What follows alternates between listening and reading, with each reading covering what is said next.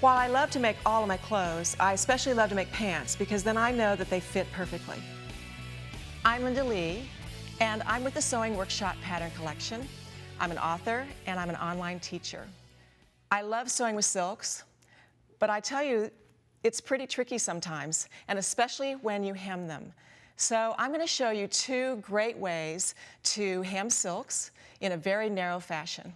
The first hem that we're going to do is called a baby hem, and that is used on a very sheer fabric, something where you can see through the fabric. It's very transparent, and the stitch needs to look good on both sides.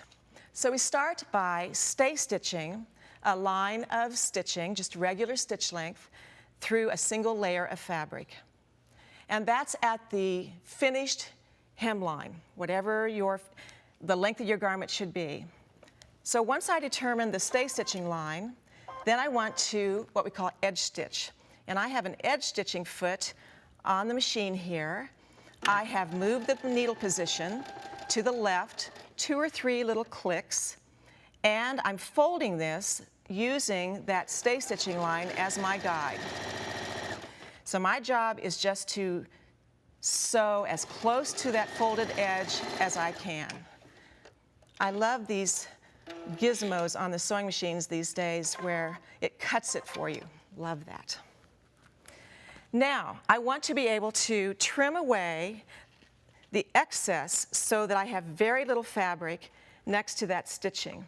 And I'm using some applique scissors, and the reason I like to use these is that I can be sure that I'm not cutting something I don't want to cut.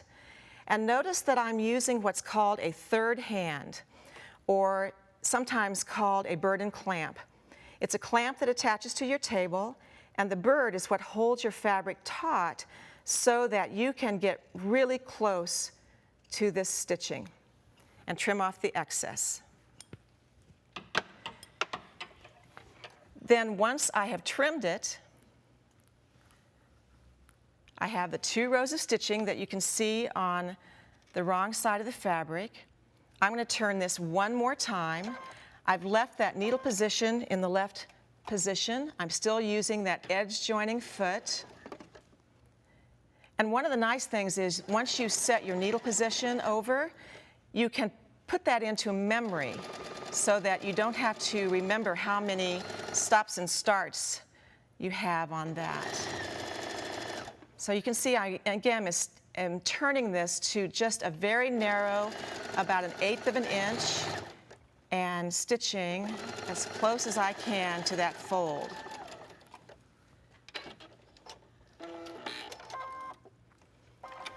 And you can see that this hem has 1 row of stitching on the right side, and you do see 2 rows of stitching on the wrong side. But it's a very, very fine hem, and it's perfect for really sheer silks. So let's talk about another hem finish, and this is a double fold hem, a little bit wider, sometimes in the range of about 1/2 inch. And it's particularly tricky to do this when you're working with a shirt tail hem. So I have an example in this garment where you can see that there's a top stitching line along the bottom about 1/2 inch from the edge, but it certainly is higher at the side seam than at the front. And this curve, it can be tricky when you're trying to fold the fabric double. This is a little bit of a different kind of fabric called a silk shantung, a little bit crisper, a little bit easier to work with than the chiffon, but still is silk and has its issues. So I've also done a row of stay stitching on this, and you can see now that this would emulate a side seam. The first thing to do is press along this stay stitching line. And again, that stay stitching line is your guide to folding that. That stay stitching is going to be favored towards the inside. But as you're working through the curve, you'll see there's some excess fabric, particularly on the outer curve where it's a convex curve. That has one set of issues, and then when you come to the convex part, the inside curve, then you have to stretch it a little bit to make it go around the curve. But without doing the pressing first, you will not be able to really get a good flat hem that's not stretched. All right, so we're going to steam this just a little bit to get some of that fullness out of here. See how that just goes away with the steam? But my stay stitching line is definitely on the inside. Now the trick to this hem is to pin it just in a few places. And the hardest part is this inner hem, because it does not want to lie flat.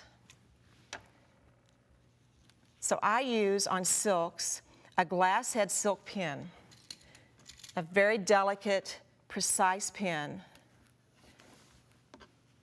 Just a few pins. It's not really possible to pin the whole hem.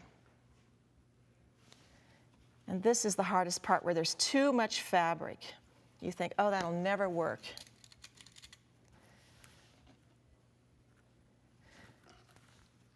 So, you notice that I did not press this with the iron. I'm finger pressing it, and I'm rolling it over and placing the pins so that the hem is pretty much at right angles to its folded edge. Again, I have the edge stitching foot on, but this time I want to move the needle position to the right-hand side because I want all of my work to the left and just the hem on the right.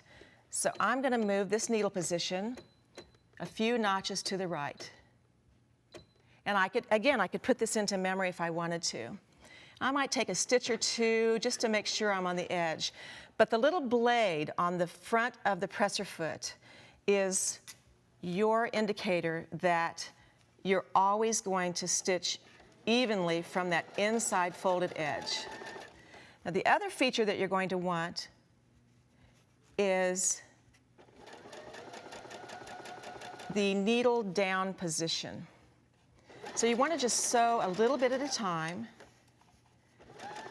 and make sure that you're folding that in. Of course, you never want to sew over pins.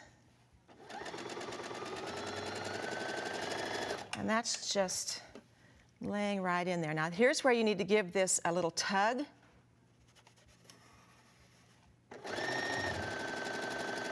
So that that will get clear over to where it's supposed to be. And it has a tendency to want to get narrower in here. And that's okay, but try to keep it the same width. All right, I'll just do half of this little hem and we'll look at it. I also love this knee lever that you can raise your presser foot. All right, so you see how there's some excess fabric here and it's been pulled a little bit here.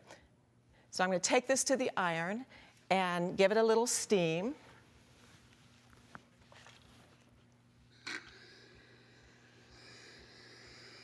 And you know, we don't want to iron, we just want to press. Do you see how that excess just begins to ease in there real evenly?